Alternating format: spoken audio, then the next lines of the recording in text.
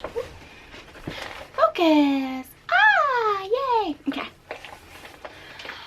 Oh, let's do this. This is gonna be a hard video. Hi there. A bit of a hard topic that I'm gonna talk about. May is Brain Cancer Awareness Month. My nan Marcel, she was diagnosed with a brain tumour in 2014 on the 22nd of May, which is quite ironic considering May is Brain Cancer Awareness Month. So I thought to help spread awareness for Brain Cancer Awareness Month, I wanted to share my nan's story with you and my kind of experience with that. I kind of took inspiration to do this video sharing my nan's story from a video that Sprinkle of Glitter did, aka Louise Pentland. She, in her video, talked about her mum's journey with breast cancer and losing her mum at a very young age. And I'll link Louise's video down in the description bar so that you can go watch it if you want to, because it is a really beautiful video. It's really important that we talk about cancer, I think, because it happens a lot more than what I think people realise. About 1,700 people will die from brain cancer this year alone in Australia. What happened with my nan was that she started to do really weird things. My pop realised or would notice that she was doing some very odd things.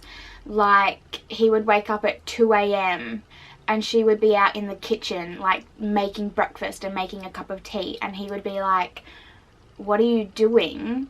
And she would just be like, "I'm making breakfast. What do you think I'm doing? Like, what a stupid question. Why wouldn't I be making breakfast right now?" And he'd just be like, "But it's 2 AM. Why are you making breakfast at 2 AM? Yeah, she was just doing some really odd kind of stuff. So he went and talked to his doctor about it, who then in turn talked to her doctor, which resulted in her getting like a CAT scan and everything like that, which then resulted in her being diagnosed with the brain tumour. It was a grade 4 malignant glioblastoma, and it was on her frontal lobes.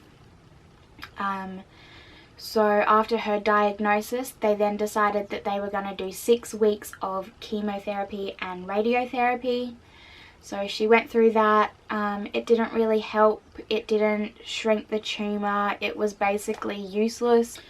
After the chemo and radio hadn't been successful, they decided that they would try and remove as much of the tumour as they possibly could. It made her very forgetful. For example, there was one day she got really confused and she started asking my pop where her mum was and like why her mum wasn't there with her. And then my pop had to say, "Look, your mum passed away a few years ago," which of course then really upset my nan, because she just had no memory whatsoever of the fact that her mum had passed away. And it was like it was a fresh thing happening to her. So that was quite hard. On the last day of her chemotherapy, she had a fall. So after the fall, she was in hospital for 10 days. Then she was released to go home. She was home for 4 days before she had another fall. What my mum and my pop think happened was that she was trying to go to the toilet, but she got confused and she ended up walking towards the kitchen.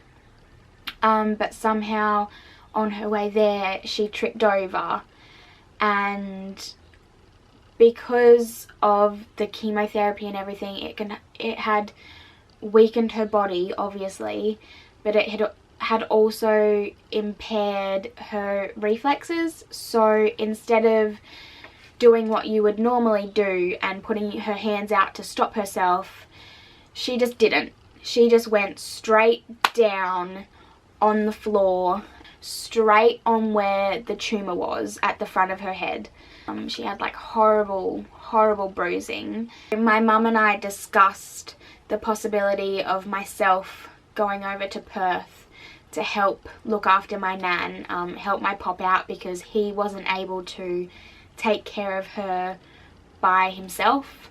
Obviously, she basically needed 24-hour care and supervision, which my pop just couldn't give on his own. He needed someone there with him. There was validity in me going. I wasn't studying, I wasn't working, I didn't have those responsibilities. Plus, I also have extensive first aid training because I've been a volunteer with St. John Ambulance since I was 10 years old.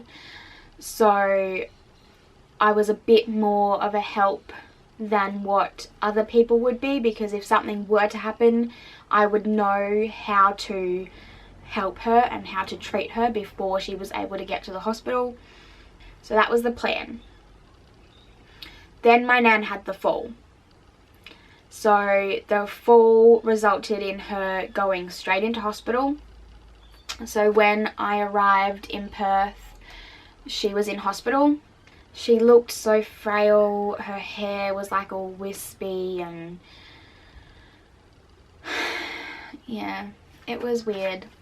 After a few days in the hospital, they decided that she wasn't really improving, you know, as a result of her treatment and everything. She developed diabetes.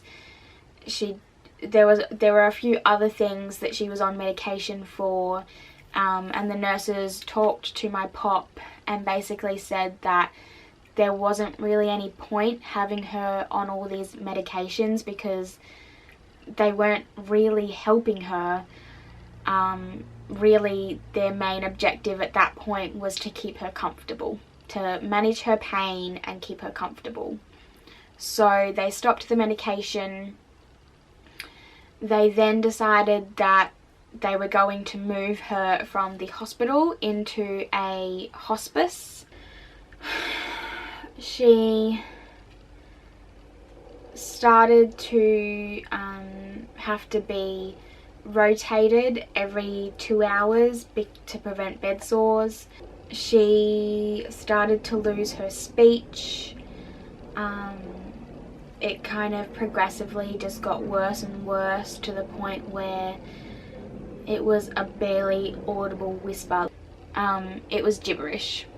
It wasn't understandable words whatsoever. She started sleeping a lot more. I was there every single day at the hospital with her for a 2-week span leading up to her passing away. And in that 2 weeks, she went from someone that could feed themselves, could greet you, could answer questions, could hold a conversation, could sit up and watch TV, to being someone that was basically just a shell of a human being. 2 days before she passed away, they decided that they were going to put her on the soft food option, which was basically like yogurt, custard, mashed potato and gravy. But even then, she didn't really eat it. On the last day before she passed away, they basically ended up having to get a syringe of water and squeeze the water down in her mouth, down her throat, because she couldn't swallow anymore. She just had no control over her mouth muscles enough to actually be able to drink properly. So they had to use a syringe. It was just, I think that was the toughest thing, or one of the toughest things, seeing her go from the woman that I had known all my life, who was strong and independent and intelligent, the woman that taught me how to knit and cooked like the yummiest macaroni and cheese and like did everything for her family, to, yeah, just this sleeping sleeping shell. And the fact that you could see in that 2 weeks, you could literally track her decline. You know, as I said, you could almost mark it on a calendar as each day she just got progressively and progressively worse. You know, and you could mark it, you could see it in front of your eyes. It was happening in that 2 weeks. As I sat by her bed in the hospital and watched her, I watched her like in front of my eyes fade away. And that's how fast it happened. In 2 weeks.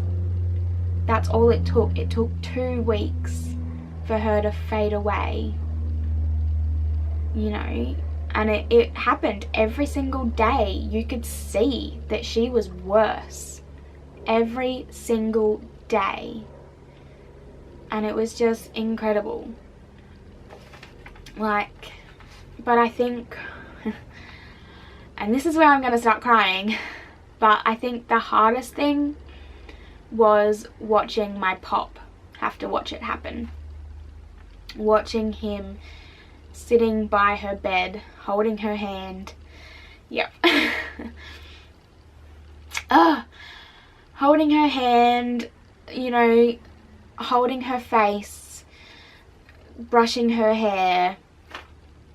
Having to watch that was the most heartbreaking thing.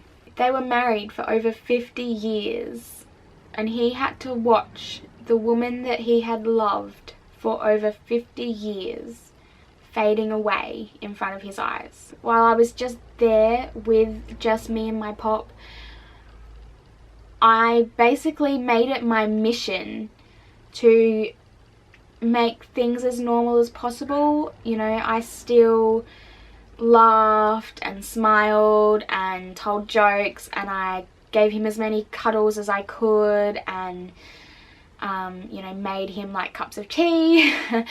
I was like cooking his dinners for him and myself, obviously. I helped out with like the washing and the laundry and all of that kind of stuff. And so I really took it on myself to stay strong for him and to stay positive and to stay happy, because if I was just like a sad mess while he was already being a sad mess, it just would have been a sad mess. So I made sure to stay really happy and positive. When my mum arrived, she was quite emotional, understandably. So again, like, I basically just doubled my efforts to stay happy, to stay positive, to stay supportive, and to stay strong for my mum and my pop. And I really tried to do everything that I could to kind of make the experience easier in any way, because it's such a hard experience. Like, going through watching a loved one die will be one of the hardest things that I think anyone will have to go through in their whole life. So if I was able to make it easier in any way for my mum and my pop, that is what I did, and that is what I tried to do. When she was diagnosed, the doctors gave her 6 months. Unfortunately, she only fought her battle with cancer for 4 months. She died on the 17th of September 2014, and we kind of started organising for the funeral. Yeah, I volunteered to read a poem at the funeral. My mum volunteered to read a poem at the funeral. Everything was kind of organised. She was cremated, and a close friend of my nan and pop's actually built a special like box for her ashes. And yeah, so that is kind of my nan's story. Yeah, from being diagnosed on May the 22nd to passing away on September 17th. And I just really it's still weird to think that she's not here, and I just really wanted to make this video to spread awareness, to get people talking more about brain cancer. Whatever you can do to kind of help spread awareness, to help further research into brain cancer would just be amazing. If there is someone that you know that is struggling with cancer at the moment, maybe go sit down with them for an hour or two and talk with them, or take them a cake or something, you know, whatever you can do to help. If there is a hospital nearby that needs some support, go and volunteer there. Like, I'm the hugest advocate for volunteering your time. Make a video like I have if you've had your own experience with cancer or with knowing someone that's had cancer. Just like do something. You know, share this video if you want to. Like this video, that would be really great. Subscribe, that'd be even better. As I said, I am a huge advocate for volunteering, and I plan on doing some future videos surrounding volunteering and stuff like that. So subscribe to see a bit more of videos like this where I just sit down and have a chat, and encourage you to volunteer.